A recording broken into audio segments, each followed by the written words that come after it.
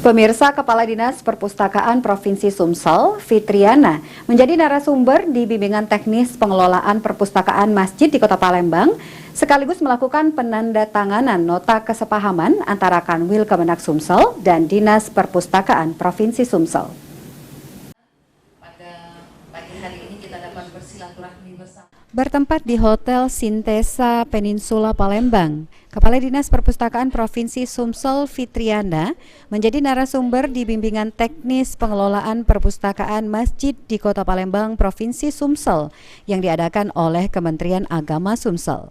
Dalam sambutannya, Kepala Dinas Perpustakaan Provinsi Sumsel Fitriana menyampaikan apresiasi atas terselenggaranya untuk perdana bimbingan teknis perpustakaan masjid yang digelar Kanwil Kemenak Sumsel. Kedepannya, Kepala Dinas Perpustakaan Provinsi Sumsel akan mendorong Dinas Perpustakaan Nasional untuk juga memberikan bantuan ke perpustakaan masjid, dikarenakan selama ini baru perpustakaan pondok pesantren saja yang mendapatkan bantuan sarana dan prasarana perpustakaan dari Dinas Perpustakaan Nasional Republik Indonesia. Pertama, saya mengapresiasi apa yang dilaksanakan oleh Kanwil Kemenak terkait dengan pelaksanaan bimbingan teknis ya, pengelolaan perpustakaan masjid, karena ini merupakan salah satu jenis perpustakaan yang dibina oleh Dinas Perpustakaan.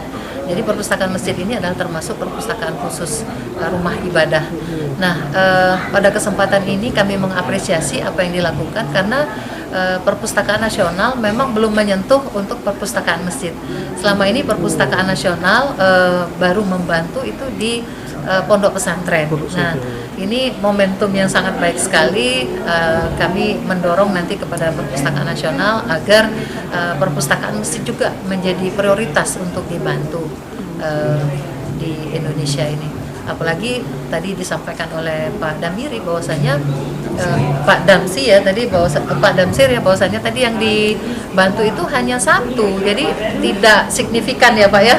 Kalau satu provinsi hanya dibantu satu masjid, jadi tentunya akan sangat ketinggalan ya dibandingkan dengan pesantren tadi.